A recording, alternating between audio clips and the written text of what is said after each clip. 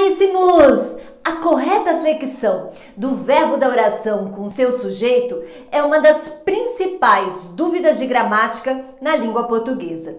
Então, na aula de hoje, para você não errar mais, vamos apresentar o top 5 dos erros de concordância verbal.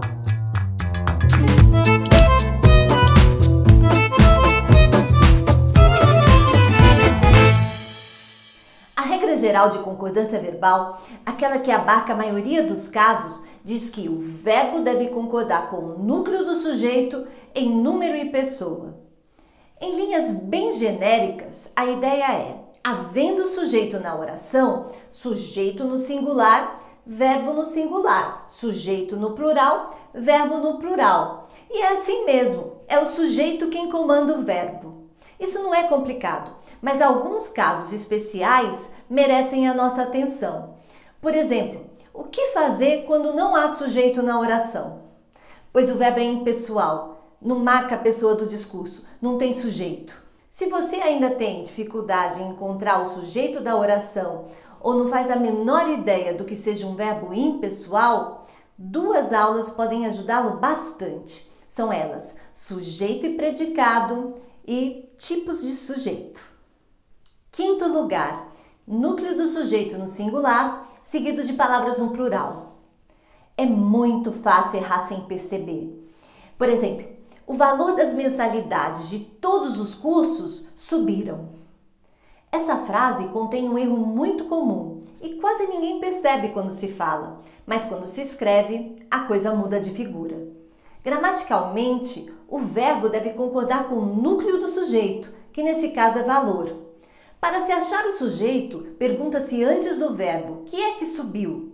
Resposta, o valor das mensalidades de todos os cursos. Identificar o núcleo, ou os núcleos, é bem simples. Procure pelo substantivo que não é precedido de preposição. Como o valor está no singular, o verbo deve ficar também no singular. Então, segundo a norma culta, o valor das mensalidades de todos os cursos subiu. O excesso de palavras no plural ao longo da sentença pode confundir os ouvidos. Por isso, analise sempre com cuidado construções assim. Quarto lugar, concordância verbal com o sujeito deslocado, fora da ordem direta. Na ordem direta, sujeito, verbo e complementos, com o verbo imediatamente após o sujeito, é muito mais difícil errar. Os anúncios saíram com atraso. Sujeito no plural, verbo no plural. Assim é fácil. Mas e com o sujeito deslocado? Por exemplo, faltam algumas imagens no texto. Foi revelado na manhã de ontem os nomes que irão compor a presidência da empresa. Essas construções estão corretas? Agora não parece tão fácil, não é? O sujeito, nesses casos, está posposto ao verbo. Então, o que é que falta? Algumas imagens. Logo, faltam algumas imagens no texto. O que é que foi revelado? Os nomes. Então, foram revelados, na manhã de ontem, os nomes que irão compor a presidência da empresa. Top 3. Partícula C. Se o verbo for transitivo direto, isto é, se ele precisar de complemento não introduzido por preposição, o verbo concordará com o sujeito paciente. Exemplos. Aluga-se este apartamento. Alugam-se apartamentos. Que é que se alugam? Apartamentos. Sujeito no plural, verbo no plural. Nesses exemplos, o se funciona como pronome apassivador. Porém, havendo preposição, o verbo ficará sempre na terceira pessoa do singular. Exemplos. Tratava-se de problemas graves. Precisa-se de operários especializados. Aqui, o se funciona como índice de indeterminação do sujeito. Para saber mais sobre esse assunto, assista a videoaula sobre funções do pronome se. Top 2. Faz ou fazem. No sentido de tempo decorrido, o verbo fazer é impessoal, isto é, deve ser usado sempre na terceira pessoa do singular. Em outros sentidos, ele concorda com o sujeito. Exemplos. Faz 2 meses que estou nessa cidade. Eles fizeram um bom trabalho.